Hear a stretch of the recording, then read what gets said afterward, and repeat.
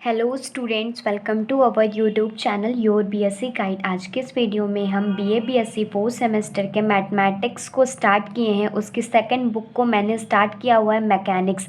ये इसका unit number 1 है और ओवरऑल देखा जाए तो यूनिट नंबर 5 है। आज उसका क्लास नंबर 5 है। इसके पहले की 4 क्लासेस हो चुकी हैं। अगर आपने नहीं देखा है तो मेरे चैनल पर जाइए, प्लेलिस्ट बनी हुई है, आप वहाँ से जा के सारे लेक्चर्स को सीक्वेंस वाइज देख सकते हैं। ना तो यूट्यूब पर सर्च कीजिएगा BSc fourth semester maths by your BSc guide. Physics chemistry भी पढ़ाती हूँ, तो वो भी पढ़ना चाहते हैं तो physics chemistry by your BSc guide डाल दीजिएगा। तो आप लोगों को मेरे चैनल पर रिलेटेड जितनी भी वीडियोस प्लेलिस्ट वगैरह होगी आप लोगों को मिल जाएगी। और मैं आप लोगों को डिस्क्रिप्शन बॉक्स में भी प्लेलिस्ट का लिंक प्रोवाइड करती हूँ। अगर किसी को नहीं मिलती है तो वहाँ से जा कर के भी देख सकता है। ना तो मुझे कमेंट कर दीजिएगा, मैं लिंक भी प्रोवाइड कर दूँगी। आप लोगों को मेरे चैनल पर किसी भी तरह की प्रॉब्लम नहीं होने वाली है।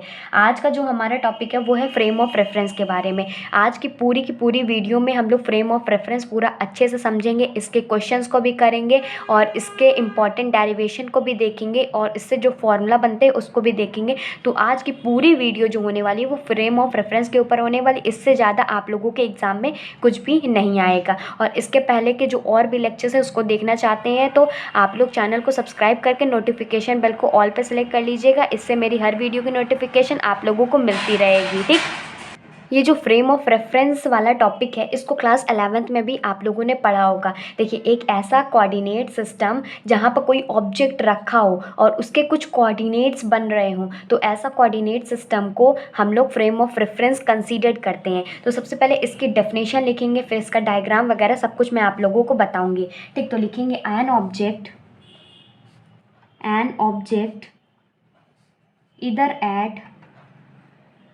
either at rest or in motion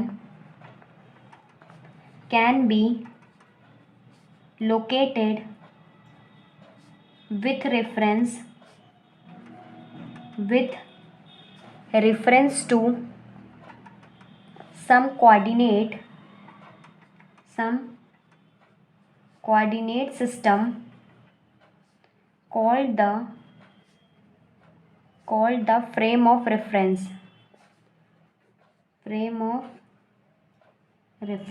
अगर आप लोग इसको नोट डाउन करना चाहते हैं तो कॉपी पेन निकाल लीजिए, नोट डाउन कर लीजिए। नहीं तो आप लोगों को इस चैप्टर के नोट्स टेलीग्राम चैनल पे मिल जाएंगे। तो सबसे पहले इंस्टॉल कीजिएगा, योर बीएससी गाइड सर्च कीजिएगा, आप लोगों को मिल जाएगा। नहीं मिलता है तो कमेंट करके मुझे बताइएगा, मैं आप लोगों को लिंक भी डायरेक्टली प्रोवाइड कर दूँगी। ठीक, इसमें कह रहा है एन ऑब्जेक्ट इधर एट रेस्ट।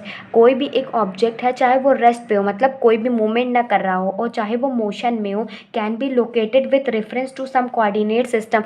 वो एक ऐसा कोऑर्डिनेट सिस्टम में होगा और वही कोऑर्डिनेट सिस्टम को ही फ्रेम ऑफ रेफरेंस कहते हैं।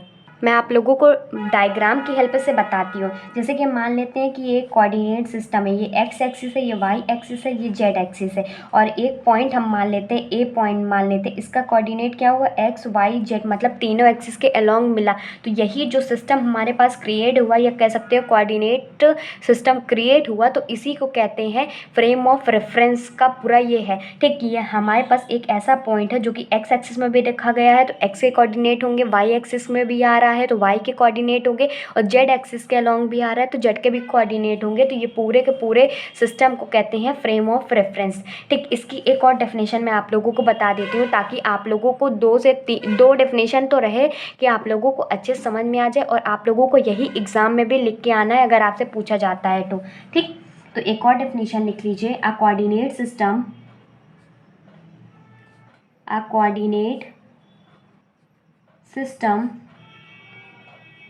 define the position of a particle in two or three-dimensional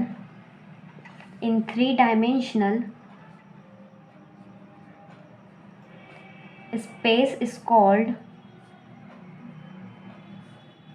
frame of reference. देखिए इसमें कह रहा है कि एक ऐसा कोऑर्डिनेट सिस्टम जो कि पोजीशन के बारे में बताता है पार्टिकल की। जैसे कि मैंने आप लोगों को बताया ना कि ए हमारा क्या है, ये एक ऐसी पॉइंट है और यहाँ पर एक्स वाई जेड एक्सिस में उसकी पोजीशन को बताता है, चाहे वो 2 डायमेंशन प्लेन में हो या स्पेस में हो या 3 डायमेंशन हो। अगर 2 होगा तो एक्स वाई प्लेन में हो जाएगा, अगर 3 है तो एक्स वाई जेड प्लेन में हो जाएगा। तो वही कह रहा है कि 2 या 3 डायमेंशन स्पेस में होगा कोऑर्डिनेट सिस्टम में एक ऐसा पॉइंट जिसकी पोजीशन के बारे में बताता है, तो वो पूरे के पूरे सिस्टम को ही हम लोग फ्रेम ऑफ रेफरेंस कहते हैं। ये 2 टाइप के आपके एग्जाम में पूछे जाते हैं। कितने टाइप के होते हैं? ये 2 टाइप के होते हैं। कौन कौन सा? इनर्शियल फ्रेम ऑफ रेफरेंस होता है और एक non inertial frame of reference होता है। आप लोगों के एग्जाम में ये डेफिनेशन भी पूछ सकता है, तो लिखेंगे types of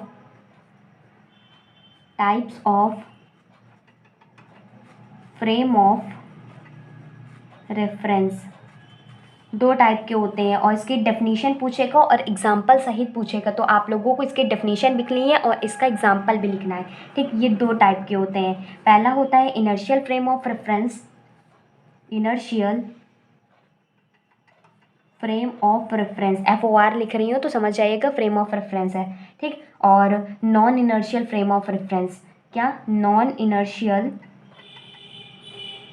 inertial frame of reference. ठीक, एक एक करके अच्छे से समझते हैं। जो इनर्शियल फ्रेम ऑफ रेफरेंस होता है तो वो क्या बताता है? लॉ ऑफ इनर्शिया को फॉलो करता है, मतलब न्यूटन के फर्स्ट लॉ को ये फॉलो करता है और ये हमेशा अनएक्सेलरेटेड फ्रेम में होता है, कि मतलब जो फ्रेम होगी वो अनएक्सेलरेट कर रही होगी। जैसे कि इनर्शिया कहाँ पर लगता है? जैसे कि हम किसी बस में ट्रैवल कर रहे होते हैं तो जब बस की ब्रेक मारी जाती है तो हम लोग आगे की तरफ नहीं मुड़ करके पहले पीछे की तरफ मूव करते हैं ना, तो वहीं पे ये लगता है। जैसे कि अगर हम एक और एग्जांपल मान लें कि जैसे कि स्टार है, उसको हम लोग देखने मतलब जब देखते हैं माइक्रोस्कोप टेलीस्कोप से तो हमें बहुत दूर मतलब ऐसे तो हमें बहुत पास दिखता है, लेकिन जब हम उससे स्टार को टेलीस्कोप से देखते हैं बहुत ज़्यादा दूर दिखता है। तो वही जो डिफरेंस वगैरह है तो वो उसमें इनर्शियल फ्रेम ऑफ रेफरेंस में ही आता है। ठीक, तो पहली हेडिंग डालेंगे इनर्शियल फ्रेम ऑफ रेफरेंस। क्या डालेंगे? Inertial frame of reference. Inertial frame of reference में पहला पॉइंट लिखेंगे an inertial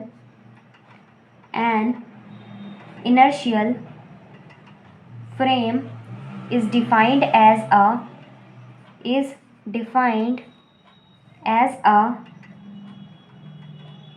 reference frame in which the इतना लिख लीजिए, फिर आगे देखते हैं। in which the law of inertia holds, मतलब ऐसा कह रहा है कि एक ऐसा इनर्शियल फ्रेम, एक ऐसा फ्रेम जो कि लॉ ऑफ इनर्शिया को होल्ड करता है। होल्ड ट्रू मतलब लॉ ऑफ इनर्शिया को मानता है। इसको कह सकते हैं लॉ ऑफ इनर्शिया को न्यूटन्स का फर्स्ट लॉ भी कहते हैं, जो कि आप लोगों ने क्लास 11th में ज़रूर पढ़ा होगा। ठीक, बार बार मैं आप लोगों को नहीं बताऊंगी, नहीं तो क्या मतलब है मेरा पढ़ाने का। अभी मैंने आप लोगों को बता दिया है और अच्छे से पढ़ा है तो बहुत अच्छी बात है, नहीं तो आप लोग क्लास 11th की बुक के जा करके न्यूटन का फर्स्ट लॉ पढ़ सकते हैं, यूट्यूब से कहीं से भी पढ़ सकते हैं। ठीक, अगर आपको नहीं पता है तो, नहीं तो मुझे तो लगता है पता होगा। ठीक, तो वही कह रहा है कि इनर्शियल फ्रेम वो होता है जो कि लॉ ऑफ इनर्शिया को फॉलो करता है, या कह सकते हैं न्यूटन के फर्स्ट लॉ को फॉलो करता है। इसमें लिखेंगे such a frame is also called, ऐसे फ्रेम को अनएक्सेलरेटेड फ्रेम कहा जाता है। क्या? अनएक्सेलरेटेड, REACCELERATED अनएक्सेलरेटेड फ्रेम कहा जाता है। और एक एग्जाम्पल भी आप लोगों को लिखना होगा। ठीक, तो लिख दीजिएगा, एग्जाम्पल में लिखिएगा अ डिस्टेंट स्टार वाला जो एग्जाम्पल बताइए ना, वही can be selected as standard inertial frame of reference. ठीक, अब नेक्स्ट हेडिंग डालिएगा non inertial frame of reference. अब मैकेनिक्स आप लोगों का कंप्लीट हो जाएगा ना, तो मैं आप लोगों के लिए डिफरेंशियल इक्वेशन वाली भी लगातार प्रोवाइड कर दूंगी, क्योंकि पूरा का पूरा डिफरेंशियल इक्वेशन बहुत अच्छे से मैं आप लोगों को पढ़ाऊंगी। मेरे पास प्रॉपर उसकी नोट्स वगैरह भी हैं। सबसे पहले मैकेनिक्स ख़त्म करिए, क्योंकि छोटी छोटी चीज़ें हैं जो आप लोगों को आसानी से कवर हो जाएगा। फिर जब डिफरेंशियल इक्वेशन वाला पोर्शन चलेगा ना, तो एकदम लाइन से मैं आप लोगों को एक दिन में 3-3 वीडियो दूंगी, तो पूरा का पूरा वो भी आपका पोर्शन कंप्लीट हो जाएगा। ठीक, नेक्स्ट हेडिंग डालिएगा non inertial. Non inertial frame. Non inertial frame क्या होता है, इसमें सबसे पहले इसके डेफिनेशन लिखेंगे, तो लिखेंगे इट इज़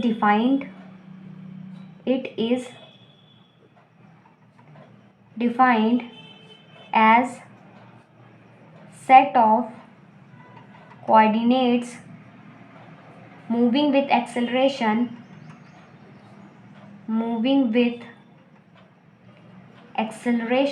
इसमें कह रहा है कि इसको डिफाइन किया जाएगा कि जो कोऑर्डिनेट्स का सेट है वो एक एक्सेलरेशन के साथ मूव कर रहा है relative to some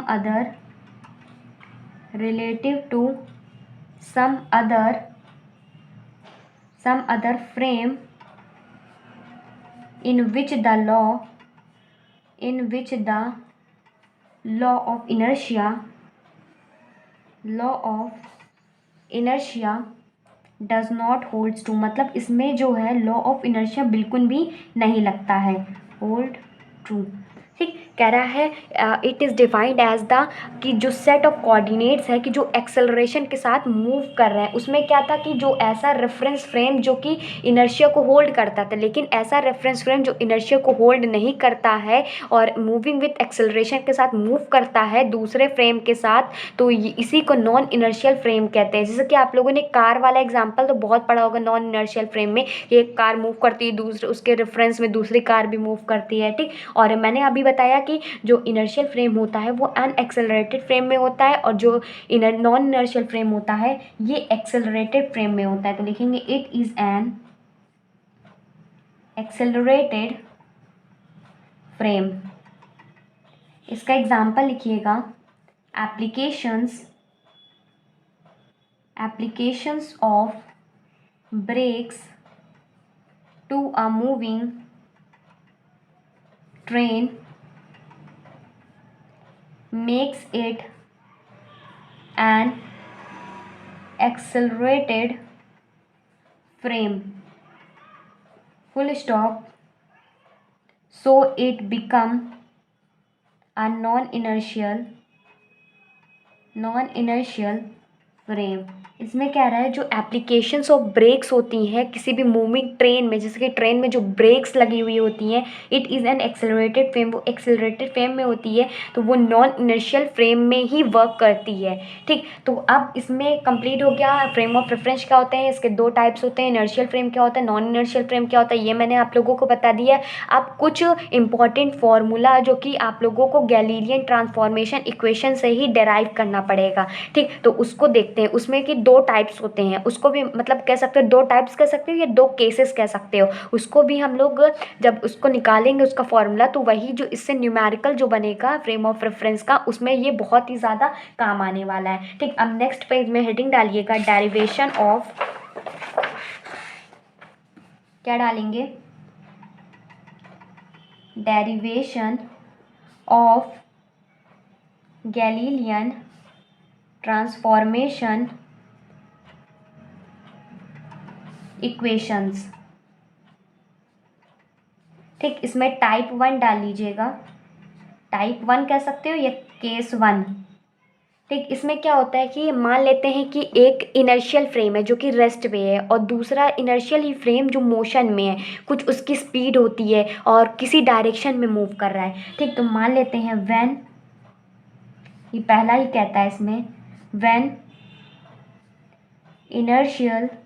one inertial at rest, मतलब एक इनर्शियल फ्रेम रेस्ट में है, एंड द अदर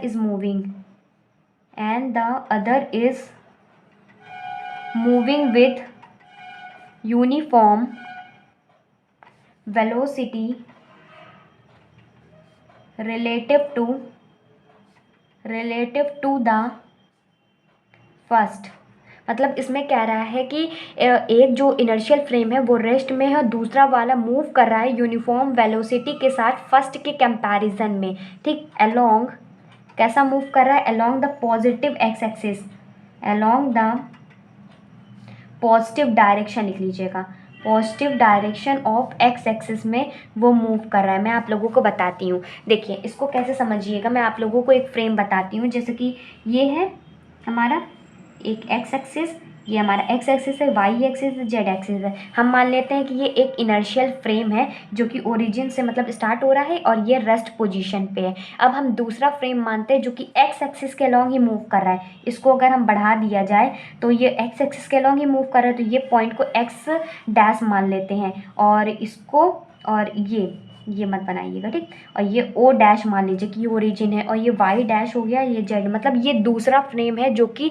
ये मूव कर रहा होगा। पहले रेस्ट में था, फिर उसके बाद दूसरा फ्रेम है जो मूव कर रहा होगा, लेकिन इससे जॉइंट ही रहेगा। ठीक, किस वेलोसिटी से मूव कर रहा है, वी वेलोसिटी से मान लेते मूव कर रहा है। तो इतने से इतने मूवमेंट करने में अगर टाइम के साथ लगाते तो वेलोसिटी इंटू, अगर हम स्पीड निकाल, इसके डिस्टेंस निकालें यहाँ की, तो डिस्टेंस कैसे निकलती है, स्पीड इंटू टाइम। तो वेलोसिटी कितना है, v मान लिया है, और टाइम के अलॉन्ग निकालेंगे t मान लेंगे। ठीक, और ये हमारा o डैश हो गया। अगर हम मान लेते हैं यहाँ से यहाँ तक की डिस्टेंस जो है वो x है, और अगर इसके लिए मानते हैं तो ये x डैश है। ठीक, अब मान लेते हैं हमारा कोई एक पॉइंट है a है, इसके कोऑर्डिनेट x y z है, और अगर ये दूसरे प्लेन के कोऑर्डिनेट निकालेंगे x dash y dash z dash हो जाएगा। ठीक, तो ये हमारा इनर्शियल फ्रेम है, ये दूसरा हमारा इनर्शियल फ्रेम है, ये रेस्ट में है, ये मूवमेंट कर रहा है, लेकिन एक्स एक्सिस के अलॉन्ग ही मूवमेंट कर रहा है। तो इससे हम लोग जानते हैं, और मैंने अभी इसको कैसे निकाला, देखिए स्पीड क्या होता है, डिस्टेंस अपॉन टाइम होता है। तो अगर हमें डिस्टेंस निकालना है तो स्पीड इंटू टाइम करेंगे ना, तो डिस्टेंस निकालने के लिए हमें इतनी तक की डिस्टेंस चाहिए थी, तो इतनी तक की डिस्टेंस क्या हो जाएगी, मान लेते हैं कि जो स्पीड है v है और ये हमारा टाइम t है, तो डिस्टेंस निकल आया v इंटू टी। ठीक, तो अगर हमें एक्स एक्सिस के अलॉन्ग निकालना होगा तो एक्स एक्सिस में देखिए हमारी ये डिस्टेंस जो है एक्स एक्सिस में ऐड हो रही है, मतलब अगर हम एक्स एक्सिस का निकालेंगे तो ये एक्स डैश में, ये एक्स डैश में हमारी कितनी ऐड हो रही है, वी टी डिस्टेंस ऐड हो रही है, तो हम लोग एक्स एक्सिस का निकाल लेंगे। ठीक, और वाई कितना है, वाई एक्सिस में तो सेम ही है क्योंकि एक्स एक्सिस में मूव कर रहा है, और जेड एक्सिस के लिए भी ये हमारा इक्वल हो जाएगा। ठीक, इसी फॉर्मूला को हम एक और तरीके से लिख सकते हैं, और यही फॉर्मूला काफ़ी ज़्यादा इंपॉर्टेंट है क्योंकि आपके एग्जाम में जो न्यूमेरिकल बनेंगे इसी फॉर्मूला से सॉल्व होंगे। तो इसको इक्वेशन नंबर फर्स्ट मान लीजिएगा। ठीक, अगर हम यहाँ से एक्स डैश की वैल्यू निकालते हैं तो ये एक्स माइनस वी टी हो जाएगा, मतलब एक्स डैश वी टी को इधर शिफ्ट कर दिए तो इसकी वैल्यू आ गई, और y dash is equal to y, और कहीं पर z dash is equal z. हमें इस फॉर्मूले से भी निकालने को आ सकता है कि हमें पहले तो एक्स एक्सिस निकालना होगा, पहले फ्रेम का निकालना होगा, और ये हमारा दूसरे फ्रेम के लिए एक्स डैश की वैल्यू निकालनी होगी। ठीक, दोनों तरीके से ये फॉर्मूला का यूज़ कर सकते हैं। मान लीजिए इसको इक्वेशन नंबर सेकेंड, और आप लोगों को ये फॉर्मूला अच्छे से याद रखना है। ठीक, अब दूसरा टाइप देखते हैं या दूसरा केस देखते हैं जिसमें कि जो इनर्शियल फ्रेम है वो रेस्ट में तो है और दूसरा वाला मूव तो कर रहा है, यूनिफॉर्म वेलोसिटी से ही मूव कर रहा है, लेकिन इसकी डायरेक्शन क्या थी, एक्स एक्सिस के अलॉन्ग थी, लेकिन उसकी डायरेक्शन किसी भी डायरेक्शन के अलॉन्ग हो जाएगी। ठीक, तो इसमें डालिएगा टाइप 2 या केस 2, इसमें लिखिएगा when one inertial frame is at rest and other is moving with uniform velocity relative to the first in any direction, ये किसी भी डायरेक्शन में हो सकता है। ठीक, तो इसको पहले आप लोग अच्छे से समझिएगा, फिर मैं आप लोगों को लिखवाती हूँ। इतना लिख लीजिएगा, केस 2 या टाइप 2, इसमें समझिएगा। हम मान लेते हैं कि ये हमारा एक इनर्शियल फ्रेम है जो कि हमारा रेस्ट में है, एक्स एक्सिस, वाई एक्सिस और जेड एक्सिस, और ये हमारा ओरिजिन है। ठीक, अब हम कोई एक ऐसा फ्रेम मान लेते हैं जो कि इस डायरेक्शन में मूव कर रहा है, किसी भी डायरेक्शन में मूव कर रहा हो। ठीक, तो ये एक्स एक्सिस हो जाएगा, वाई एक्सिस हो जाएगा, और मान लेते हैं ये हमारा इसका जेड एक्सिस हो गया। देखिए ये दूसरा फ्रेम है ना, तो एक्स डैश वाई डैश और जेड डैश मान लेते हैं इसको। ठीक, अब इसमें देखिएगा वेलोसिटी से जो मूव कर रहा है वो वी वेलोसिटी से ही मूव कर रहा है, और इसमें हमने कोऑर्डिनेट ले लेते हैं, एक कोऑर्डिनेट लेते हैं x comma y comma z, particle है जो कि तीनों डायरेक्शन में कह सकते हो कि तीनों प्लेन में मूव कर रहा है, और दूसरी की वजह से भी ए डैश हो जाएगा, तो ये एक्स डैश वाई डैश और जेड डैश हो जाएगा, और टाइम भी तो लग रहा है इसमें टी टाइम है, इसमें टी डैश टाइम है। ठीक, अब देखिएगा यहाँ पर हम मान लेते हैं पहला वाला जो फ्रेम है वो एस फ्रेम है। क्या है? इनर्शियल फ्रेम है, एस मान लेते हैं कि वो इनर्शियल फ्रेम है जो कि रेस्ट में है, और दूसरे वाले का एस डैश मान लेते हैं जो कि ये अनदर इनर्शियल फ्रेम है, और यूनिफॉर्म वेलोसिटी से मूव करे किसी भी डायरेक्शन में, और वेलोसिटी हमने माना वी है। अगर हम मान लेते हैं कि ये जो ओरिजिन वगैरह है इसका ओरिजिन ओ डैश है, इस पॉइंट से ओरिजिन अगर पास आउट करता है तो देखिए ये पॉइंट है हमारा, सबसे पहले इसको जोड़ते हैं, इसको ये जोड़ दिए। अब ये जो पॉइंट है इसको ओरिजिन से जोड़ते हैं। ठीक, ये ओरिजिन से जुड़ गया, और ये जो पॉइंट है इसको भी इससे जोड़ देते हैं, तो ये एक तरह के ट्राइंगल टाइप का बन गया। ठीक, इसी में हम लोग सबसे पहले जो जो कंसीडर किए उसको लिखते हैं, लेट एस, क्या लिखेंगे, let S be inertial frame. ऐसा क्यों बनाया अभी मैं आप लोगों को बताऊंगी। ठीक, कह रहा है कि let S be inertial frame, हमने क्या माना था कि एस एक इनर्शियल फ्रेम है, and S dash be another inertial frame, S dash be दूसरा इनर्शियल फ्रेम है मूविंग विथ यूनिफॉर्म वेलोसिटी। देखिए वेलोसिटी देखिए तीन डायरेक्शन में है, एक्स एक्सिस में भी, वाई एक्सिस में, जेड एक्सिस में, तो वेलोसिटी के कंपोनेंट होगा, मतलब एक्स एक्सिस के अलोंग आई कैप लगता है, जे मतलब वाई एक्सिस के अलोंग जे कैप लगता है, और जेड एक्सिस के अलोंग के कैप लगता है। तो लिखेंगे मूविंग विद वेलोसिटी, जो कि हम वी वेक्टर से डिनोट करेंगे इसको, एक्स एक्सिस के लिए आई कैप लगाएंगे, और वाई एक्सिस के लिए जे कैप लगाएंगे, और जेड एक्सिस के लिए के कैप लगा देंगे। ठीक, और ये कहाँ मूव कर रहा है? इन एनी डायरेक्शन, किसी भी डायरेक्शन में मूव कर रहा है, तो हमें नहीं पता है ना, इसीलिए वेलोसिटी की डायरेक्शन लेंगे। तो यहाँ पर लिख लीजिएगा where V X V Y और वी जेड वन द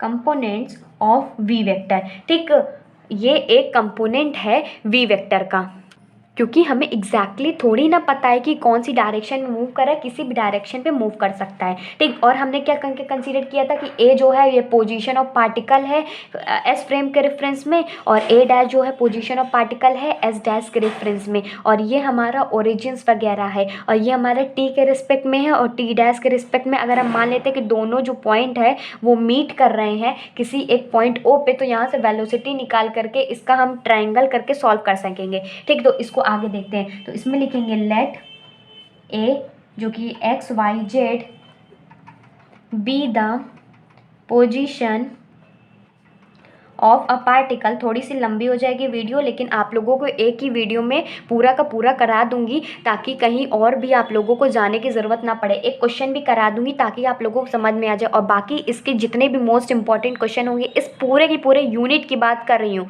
एक चैप्टर की बात नहीं कर रही हूँ, आप लोगों को इस यूनिट के इंपॉर्टेंट क्वेश्चन भी प्रोवाइड करूँगी। बस उतना ही पढ़ लीजिएगा, एग्जाम में इससे ज़्यादा कुछ भी नहीं आएगा। अगर कुछ भी आता है तो मैं आप लोगों को सब कुछ पढ़ा दूंगी कि ताकि आप लोग अच्छे से कर सके। ठीक, तो इसमें आगे लिखेंगे let A x y z be the position of a particle in frame S. लिख लीजिएगा कौन से फ्रेम में, फ्रेम एस के लिए हमने माना था, और हमने क्या माना था, A dash x dash comma Y dash comma Z dash क्या है, be the position of particle, क्या, position of a particle in frame S dash. S dash के लिए हमने माना था कि A dash x dash Y dash Z dash, मतलब ये माना ना हमने। फिर उसके बाद क्या करेंगे, अगर हम मान लेते हैं कि लिख देते हैं एट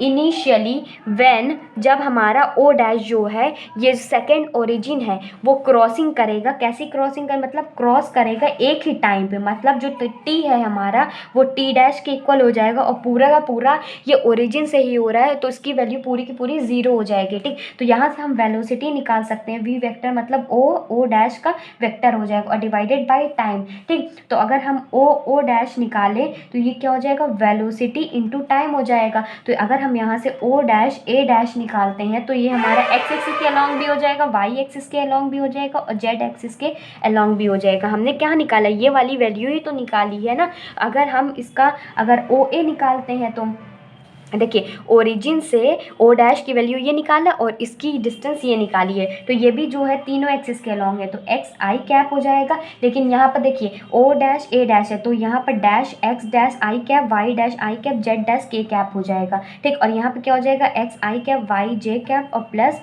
जेड के कैप हो जाएगा। अब देखिए ये वाले ट्राइंगल में, देखिए कौन से ट्राइंगल में, ओ डैश ए वाले ट्राइंगल में, ये पूरे ट्राइंगल में देखिए कि हाइपोटेनस का whole square is equal to perpendicular का स्क्वायर प्लस बेस का होल स्क्वायर लगा देंगे बस यहाँ पर। तो ये हो जाएगा हमारा इन ट्राइंगल ओ डैश ए, तो क्या हो जाएगा, O A vector is equal to O dash vector plus O dash A vector आ जाएगा। बस यहाँ पर जो है हमें क्या निकालना पड़ेगा, हमें देखिए ओ ए की वैल्यू यहाँ पर रख देंगे, फिर उसके बाद ओ डैश की वैल्यू जो है यहाँ पर रख देंगे, फिर उसके बाद क्या है ओ डैश ए डैश की वैल्यू भी रख देंगे, सारी वैल्यू को रख देंगे। तो ये हमारा आ जाएगा एक्स, दिख रहा है आप लोगों को, ये x i cap plus y j cap plus z k cap is equal to इसकी value v vector t is plus x dash i cap plus y dash j cap plus z dash k cap हो जाएगा। ठीक, और यहाँ से अगर इसकी value as it is रख दें एक्स वाई जे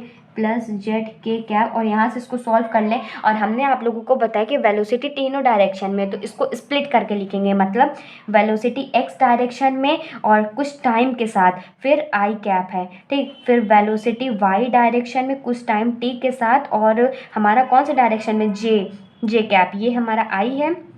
फिर वेलोसिटी जेड एक्सिस में टी के टाइम के साथ और के कैप। ठीक, इतना हो गया। फिर हमारे पास क्या बचा, x dash i cap plus y dash j cap plus z dash k cap. ठीक, अब यहाँ पर देखिए ये जो एक्स एक्सिस और वाई एक्सिस और आई कैप जे कैप और के कैप, इसकी पूरी की पूरी वैल्यू इधर ले आते हैं। तो ये हमारा नेक्स्ट पेज से देखते हैं। देखिए ये वाली जो आई कैप वाली है इसको इधर ले आएंगे तो ये एक्स में और वी एक्स टी है तो x minus we x t और क्या हो जाएगा, आई कैप कॉमन हो जाएगा, वाई के साथ रखेंगे इसका इधर ले आएंगे तो y minus we Y t j cap हो जाएगा और जेड का रखेंगे तो जेड में से माइनस करेंगे वी जेड टी और के कैप हो जाएगा और ये वाला पूरा का टर्म एक साइड रख देंगे, फिर दोनों को इक्वेट कर लेंगे। ठीक, आगे देखते हैं इसमें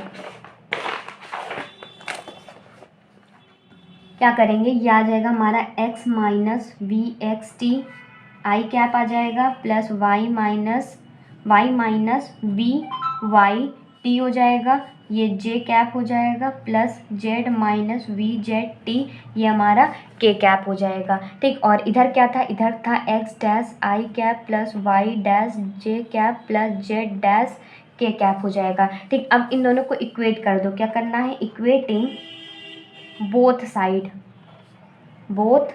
दोनों साइड इसको इक्वेट कर दो तो हमारे से जो एक्स डैश की वैल्यू आ जाएगी वो x minus we x t हो जाएगा। ये भी फॉर्मूला ध्यान में रखिएगा। ठीक, y is minus we Y T हो जाएगा और z dash is equal to z minus V Z T हो जाएगा। ये फॉर्मूला आप लोगों को याद रखना। वो दो इक्वेशन बना लिए, इसको तीसरी इक्वेशन बना लीजिएगा और यहाँ से एक्स की वैल्यू भी निकाल सकते हैं तो X is equal to x dash plus V x T लगेगा और Y is equal to Y dash plus V Y T आ जाएगा, Z is equal to Z dash plus V Z T हो जाएगा। इसको भी फॉर्मूला याद रखिएगा। ठीक, चार फॉर्मूला मैंने आप लोगों को बताया, चारों को चारों याद रखना है ताकि आप लोगों को अगर इससे न्यूमेरिकल बने तो तुरंत कर सके। ठीक, अब मैं आप लोगों की एक क्वेश्चन करा देती हूँ जो कि एग्जाम्पल में ही आप लोगों को दिया गया है, तो उसको समझ लेंगे तो मैंने जो फॉर्मूला बताया ना उस तरह का आप लोगों को पता चल जाएगा कि कहाँ पर कैसे इसका यूज़ करना है। तो क्वेश्चन लिखिएगा, एग्जाम्पल वाला ही क्वेश्चन है, एग्जाम्पल डाल के ही कर लीजिएगा। तो लिखिएगा the position of a point in the frame S dash दूसरे फ्रेम में, ठीक, मूविंग विथ अ कांस्टेंट। आप लोगों को मतलब उसका जो डायग्राम है अच्छे समझ लीजिएगा, तभी आप लोगों को क्वेश्चन समझने में आसानी होगी, ठीक। कांस्टेंट वेलोसिटी, इसमें वेलोसिटी भी दी गई है 15 सेंटीमीटर पर सेकेंड, ठीक। अलोंग द एक्स एक्सिस, मतलब पहला केस इसमें लगाना है। अगर किसी और डायरेक्शन में होता तो दूसरा केस लगाते, लेकिन इसमें एक्स एक्सिस के अलोंग ही मूव कर रहा है तो पहला वाला केस लगाएंगे, ठीक। इन गिवन बाई, उसके कोऑर्डिनेट 7, 6 और 9 दिए गए हैं, ठीक। कैलकुलेट करना है, और ये कि जो 7, 6, 9 दिए गए हैं ना, ये दूसरे वो कोऑर्डिनेट का दिया गया है। देखिए इसमें जो एस डैश जो हमारा फ्रेम है उसके ये कोऑर्डिनेट दिया गया, मतलब एक्स डैश, वाई डैश और जेड डैश की वैल्यू दी गई है, और ये वेलोसिटी जो है उसी की दी गई है। और इसमें आगे लिखेंगे कैलकुलेट द पोजीशन, हमें पोजीशन निकालनी है, मतलब एक्स, वाई और जेड एक्सिस निकालना है, ठीक। Position relative to the stationary, आप लोग स्किप करके बढ़ा के मत देखिए, ना ही बहुत फास्ट करके देखें, तो आप लोगों को बिल्कुल भी मैथ समझ में आने वाला नहीं है। और इसके नोट्स आप लोगों को टेलीग्राम चैनल पे मिल जाएंगे, तो टेलीग्राम चैनल को ज्वाइन कर लीजिएगा। लिंक नहीं मिलते तो कमेंट करके मुझे बताइएगा, और आप लोगों को समझ में आता है ना तब भी कॉमेंट करके मुझे बता दीजिएगा, ताकि मैं आप लोगों को मतलब समझ सकूँ कि मैं आप लोगों को अच्छे तरीके से पढ़ा रही हूँ। तो आप लोगों के एक कमेंट से ही मुझे बहुत सारा मोटिवेशन मिलता है, ठीक। तो कमेंट भर के किया करिए। देखिए ये क्वेश्चन में क्या कह रहा है कि जो पोजीशन है पॉइंट का फ्रेम में, जो एस डैश हमारा फ्रेम है जो कि मूव कर रहा है कांस्टेंट स्पीड से, मतलब एक जो फ्रेम है इनर्शियल फ्रेम वो रेस्ट में है, दूसरा वाला मूव कर रहा है, और दूसरे वाले की जो वेलोसिटी है 50 मीटर पर सेकेंड है। क्या दिया गया इसमें, वेलोसिटी दी गई है 50 मीटर पर second along the axis given by the, जो दूसरी एक्सिस है एक्स डैश उसकी वैल्यू 7 है, वाई डैश की वैल्यू 6 है और जेड डैश की वैल्यू 9 है। ये हमें दिया गया है, हमें पोजीशन निकालना है, एक्स वाई जेड की वैल्यू निकालनी है स्टेशनरी फ्रेम के लिए, जो फ्रेम रुका हुआ है जिसका एस हमारा फ्रेम है। अगर दो फ्रेम है, ठीक, जो कोइंसाइड कर रहे हैं, जैसे कि मैंने फर्स्ट केस में आप लोगों को बताया दोनों जो फ्रेम था कोइंसाइड कर रहा था। अब यहाँ पर टाइम देखिए 1 सेकेंड दिया गया है, तो इसमें कौन सा फॉर्मूला लगाना है, इसमें का पहला वाला फॉर्मूला लगाना है। तो पहला वाला फॉर्मूला क्या था कि x is equal to x dash plus v t, y is equal to Y dash, z is equal to Z dash. तो अब यहाँ से देखिए x की वैल्यू कैसे निकालेंगे, x डैश हमारे पास कितना दिया है 7, प्लस वेलोसिटी कितनी है 50, टाइम कितना है 1 सेकेंड, तो 7 प्लस 15, 7 प्लस 15 कितना होता है 22, मतलब x का जो हमारा निकल के आएगा कोऑर्डिनेट वो 22 है। वाई डैश के इक्वल है, तो वाई डैश कितना है 6 है, तो y की वैल्यू भी 6 हो जाएगी, ठीक। और जेड डैश के इक्वल है तो जेड की वैल्यू भी 9 हो जाएगी। तो हमें यहाँ से क्या समझ में आया कि जो लिखेंगे hence 22, 6, 9 be the position of a point in frame, ये फ्रेम एस के पोजीशंस है और यही हमें निकालना था। तो बस आप लोग क्वेश्चन को देखिएगा और जितने केसेस मैंने आप लोगों को पढ़ाया उतना समझिएगा, ठीक। अपने अगली वीडियो में मिलते हैं। अगली वीडियो में आप लोगों के लिए वर्क एनर्जी प्रिंसिपल लाऊंगी, उसको भी पूरा बेसिक से समझाऊंगी, उसको भी पूरे के पूरे कॉन्सेप्ट को समझा दूंगी। और जो वर्क एनर्जी प्रिंसिपल पूछा जाता है इसको वर्क एनर्जी वो थ्योरम भी कहते हैं, ठीक। इसका पूरा डेरिवेशन वगैरह सब कुछ बताऊँगी, ठीक। वो भी काफ़ी ज़्यादा इंपॉर्टेंट है, शॉर्ट में ज़रूर पूछा जाता है। मिलते हैं अपने अगली वीडियो में। कमेंट करके मुझे बताइए कि आप लोगों को वीडियो कैसी लगे, ठीक। और ज़्यादा से ज़्यादा शेयर कीजिए ताकि और भी बच्चे इसकी हेल्प हो सके, ठीक, उनकी भी हेल्प हो सके। Goodbye and stay safe.